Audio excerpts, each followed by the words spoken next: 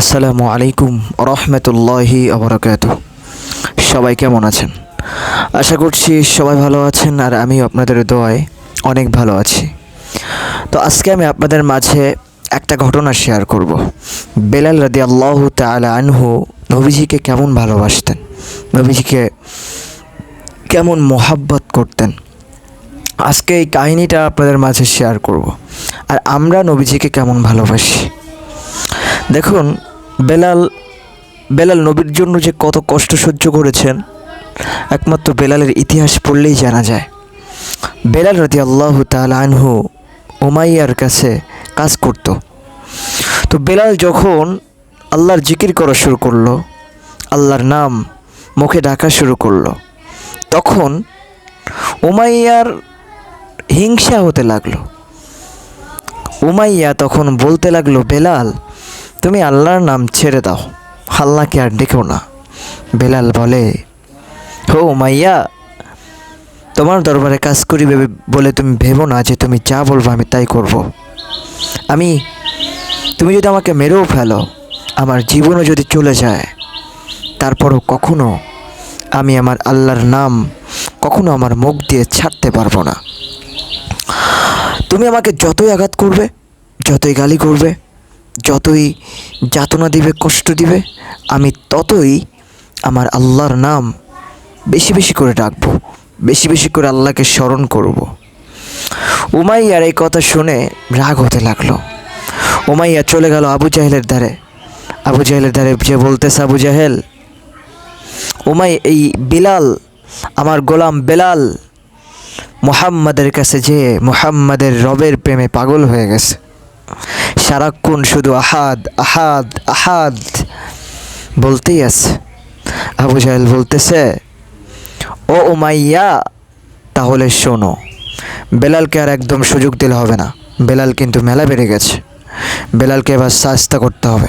একটা কাজ করো, চলো আমরা দুইজনে গিয়ে বেলালকে একটা গাছের সাথে বাঁধি। একটা গাছের সাথে বেঁধে বেলালকে ইচ্ছা মতো মারতে লাগি। এখন আবু জাহেল আর উমাইয়া বলতেছে, চলো তাহলে যাই। গেছে, যাওয়ার পর বেলালকে একটা গাছের সাথে বাঁধে, খুব শক্ত করে বাঁধার পর বেলালকে ইচ্ছা মতো লাঠি দিয়ে ইচ্ছা মতো আঘাত করতেছে, কঠিন আঘাত করতেছে। তো আঘাতের চোটে বেলাল যত জোর আঘাত করে, ততই বেলাল শুধু বলতেছে, আহাদ আহাদ আহাদ, আল্লাহু আকবার। বেলালকে মারতে মারতে মারতে তারা ক্লান্ত হয়ে গেছে, কিন্তু বেলালের কিচ্ছু হয়নি। বেলাল যত আঘাত করে, ততই আহাদ বলে তার রবের নাম মুখের ভিতরে ডাকতেই আছে। আবু জাহেল তখন কি বলল জানেন? একটু ভাবেন, এই বেলাল নবীর প্রেমে কতটুকু পাগল হলে এরকমটা করতে পারে মানুষ। একটু ভাবেন তো। আল্লাহু আকবার কবীর। আবু জাহেল বলতেছে, হো মাইয়া, আর মারা যাবে না, মারতে মারতে তো ক্লান্ত হয়ে গেছি, তুমিও ক্লান্ত হয়ে গেছো, আমিও ক্লান্ত হয়ে গেছি, তো একে মেরে আর কোনো লাভ নাই। চলো একটা কাজ করি, একে কালকে যখন রৌদ্র বেরোবে, তখন গরম বালিতে তাকে ভুট করে বেঁধে দিতে হবে। আল্লাহু আকবার। পরের দিন যখন রৌদ্র বেরোলো, কঠোর রোদের ভিতরে, বালির ভিতরে বেলালকে বেঁধে দেওয়া হলো, গরম বালির ভিতরে। আল্লাহু আকবার। তখন এক সাহাবী বেলালের এই আবু বকর বেলালের এই যাতনা দেখে বলতেছে, বেলাল, তোমাকে কেন আযাব দিচ্ছে এরা? তখন বলতেছে, আবু বকর, বিশ্বাস করো, আমার না কোনো দোষ নেই, আমার কোনো অপরাধ নাই। আমার একটাই মাত্র অপরাধ যে আমি রবের নাম জপতেছি, আমি আহাদ আহাদ বলে চিৎকার করতেছি, এটাই আমার অপরাধ।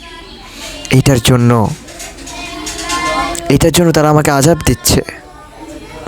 আবু বকর বলে, বেলাল, তুমি আল্লাহর নাম নিচ্ছ আর তার জন্য তোমাকে আঘাত করতেছে। আমাকে যে করে হোক বেলালকে এদের হাত থেকে রক্ষা করতে হবে। এখন আবু বকর বলতেছে, বেলাল এদিকে মার খাবে আর আমি আবু বকরের সম্পত্তি আছে, কিয়ামতের ময়দানে যদি জিজ্ঞাসা করে আমার জন্য বেলাল মার খেয়েছিল, আবু বকর তুমি কি করেছিলা, তুমি কি করছো? আবু বকর বলে, হে উমাইয়া, বেলালকে আমি কিনতে চাই, বলো বেলালের দাম কত হবে বলো, আমি বেলালকে কিনতে চাই। বেলালকে কিনে নিল, কিনে নিয়ে বেলালকে নিয়ে নবীজির কাছে চলে গেল। দেখেছেন এই বেলালের কেমন প্রেম, কেমন মহাব্বত। বেলালের ইমান এক জায়গায় করেন আর আপনার ইমান এক জায়গায় করেন, সমান হবে কখনো? হ্যাঁ, আপনি তো কথায় কথায় ইমান হারিয়ে ফেলেন, আপনি তো একটু কিছু হলে আপনি ইমান হারিয়ে ফেলেন, একটু বিপদ দিলেই আপনি ইমান হারিয়ে ফেলেন। আল্লাহ পাক মানুষকে বিপদ দেয় পরীক্ষা করার জন্য, দেখে আমার বান্দার ইমান কেমন মজবুত আছে। আল্লাহু আকবার কবির। এই জন্য বেঁচে থাকতে হলে নবীজিকে বেশি ভালোবাসতে হবে, নবীজিকে মহাব্বত করতে হবে, তাহলে না আমরা প্রকৃত আল্লাহওয়ালা হতে পারবো। দেখেন এই দুনিয়া একদিন ছিলাম না, একদিন থাকতে পারবো না। আপনিও পারবেন না, আমিও পারবো না, কেউ পারবে না, সবাই চলে যাবে। আর যাওয়ার সময় কি নিয়ে যাব চিন্তা করেছেন একবার? হ্যাঁ, আল্লাহ পাক রব্বুল আলামিন আমাদের সবাইকে আল্লাহর পথে নবীজির হুকুম মেনে নেওয়ার তৌফিক দান করুক। সবাই বলেন আমিন। তো আজকের ভিডিওটা এই পর্যন্ত। ভালো থাকবেন সবাই, সুস্থ থাকবেন। এখন আপনাদের মাঝ থেকে বিদায় নিচ্ছি। আসসালামু আলাইকুম ওয়া রাহমাতুল্লাহি ওয়া বারাকাতুহু।